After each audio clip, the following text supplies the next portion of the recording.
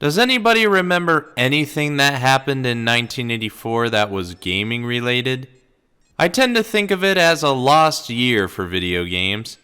It was the year between the crash and the resurgence to come. But for Nintendo, it seemed like another year. They continued to release arcade games. One of their biggest titles was Donkey Kong 3, the third entry into the Donkey Kong series and also the last. It didn't meet the standards set by the previous two games, and consumers spoke by the quarter. I myself think it's a good game, but what do I know? Regardless of opinion, Nintendo thought it could fit in as another entry into their prosperous Game & Watch line. And this is the result. It's Donkey Kong 3.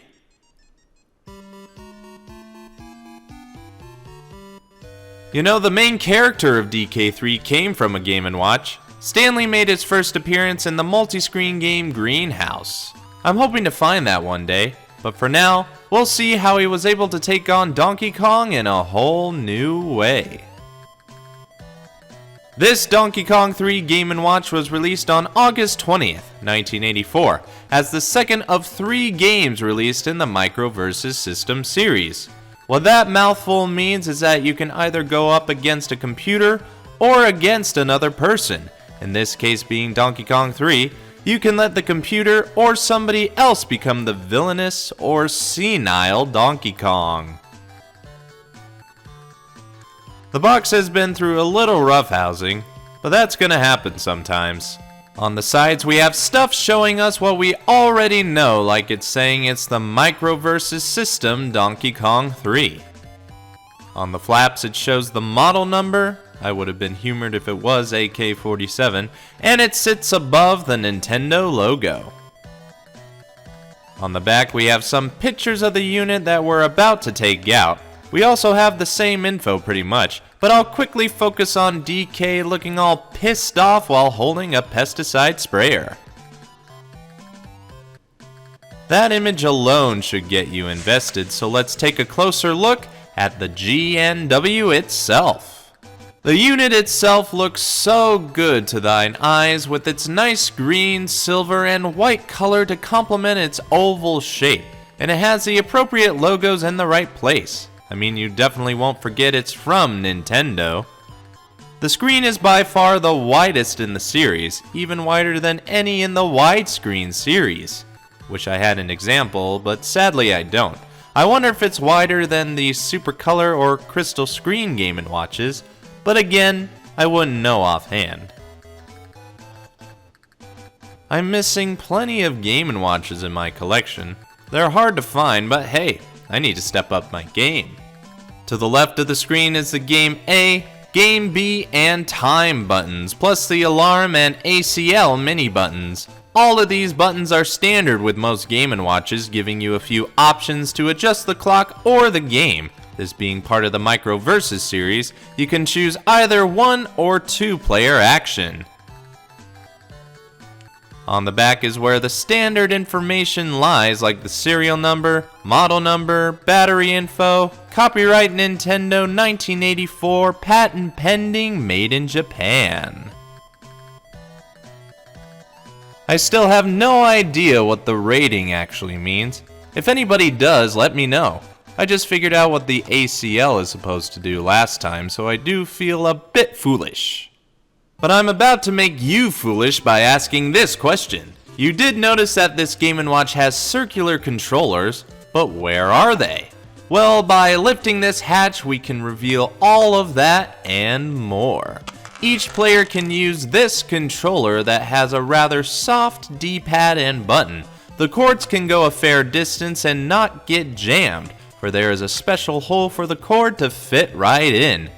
But after play, what do you do with a long controller cord? Well, as the fine print tells us, there's a wind-up mechanism that you can wind the cord back up to the red mark as recommended and place it nicely back in place. Also, the batteries are stored in this compartment. This Game & Watch takes 2 LR or SR44 batteries, lasting up to 6 months to a year like most other Game & Watches. Remember, it's a game as well as a watch. A simple play on words or lazy name, That's up to you. For now, I'm interested in playing more of the game part.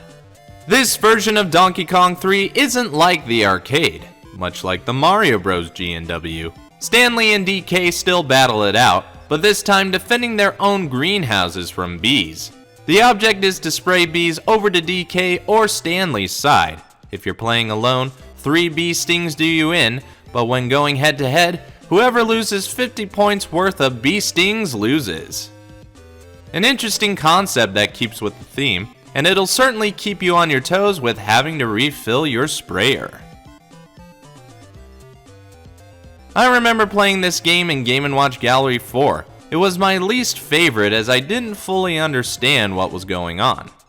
But when I learned that the Donkey Kong 3 Micro Versus System Game & Watch looked like this, I just had to get it for its unique look and the fact I have a tiny thing for DK3. Unfortunately, I got it without the manual, but sometimes the cheaper road is the best one to take. And if you so happen to find this G&W out in the wild for a reasonable price, you should grab it, as it would be one of the rarer Game & Watches to have, plus it would make for a unique 2-player experience. It can also do as a 1-player experience. Sorry if I offended those with no friends, myself included. It's Donkey Kong 3. You know, a lot of good things came in 3s. Donkey Kong did, the Micro Versus system did, but there are a lot of other examples I can think of. Movies like Star Wars, other games like Super Mario Bros., and Sega thought the same way when it came to their Genesis. And on the next episode, we'll take a look at how Sega redesigned their 16-bit console for the 3rd time. If you think I missed anything, please leave a comment. If you like what you see, leave a like. If you think others could get knowledge out of this, share this video. And if you want to see more, go ahead and subscribe. Now, if you'll excuse me, nostalgia is calling.